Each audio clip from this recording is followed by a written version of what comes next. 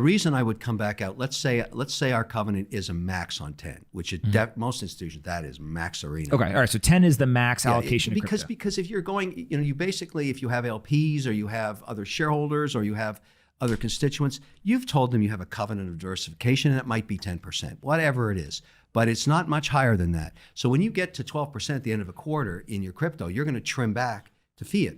You're going to go back to 10%, or maybe, and then you just sit in the weeds waiting for a correction and you buy back up to 10%. I've been buying. You bought the dip. Well, it's not really a dip. It's maintaining the 3% weighting, right? Yeah. No, but I'm saying the dip in the price. Yeah, I know. But to me, it's okay. We're 2.4 and we said we're at 3. Buy up to 3 because we've had a correction. You can't call that's a correction. We just had. Well, I mean, look, in 2017, there was 6 over 30%, I think, right? There was 2 40% drawdown. So it doesn't feel good, right? No, when the asset draws down, but it's not atypical for the kind of historical bull runs, right? Which, again, if you tell in the traditional world, hey, there's going to be 2 40% drawdowns, but you're going to go up 20x in a year, they're like, I'm out. Well, right? They don't like that I'm out of this. but in this case, you end up with more coin after that correction. And then you're out loaning it out and you're getting and with that volatility, you just got 200 basis points more yield. People don't understand vol is good for yield. It's not good for your stomach. But it actually helps you mine yield from your crypto. And so when you understand those smart contracts and how it's being loaned out, and I'm getting way more sophisticated. So I look at it now with my team saying, okay, you could even put leverage on this if you want, which we don't.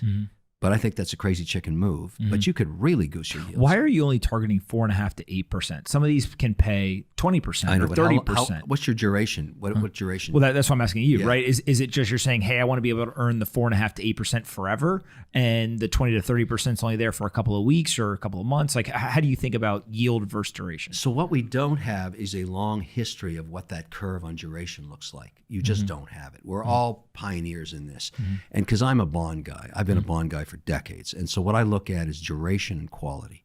You can't work with that yet. We don't know. So I said, look, let's keep our contracts short. Let's understand the change in the deltas. Let's understand, how inefficient the market is when there's a lot of volatility. Let's just gather our own data. Keep our powder dry. Let's only loan out 50% of our positions until we understand how it works. And I should also disclose I'm working with some of the larger corporate DeFi guys. I've opened accounts to manage some of my company's balance sheets. I'm putting up to 5% of our fiat currency into a strategy like this on our balance sheets.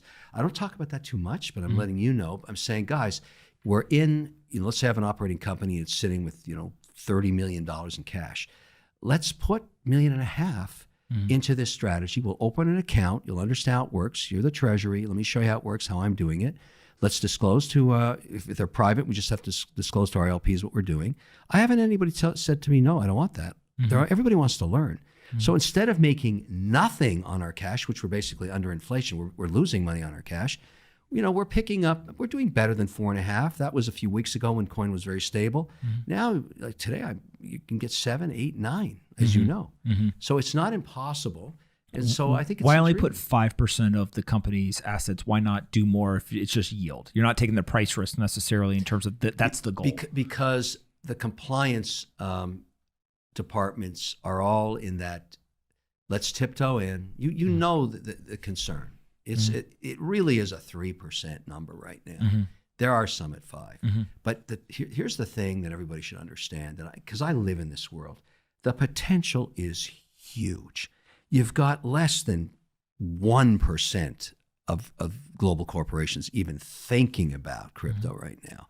So as time passes and they see examples of what I'm doing and others are doing, and they start to tiptoe in, you're talking about billions of dollars that are sitting on balance sheets making nothing. And so it's going to become, that's good and bad news, because the more money goes into that, the less yield you're going to be making. There's going to be a lot of competition. And so, but right now I'm tiptoeing through the tulips, almost double-digit yields.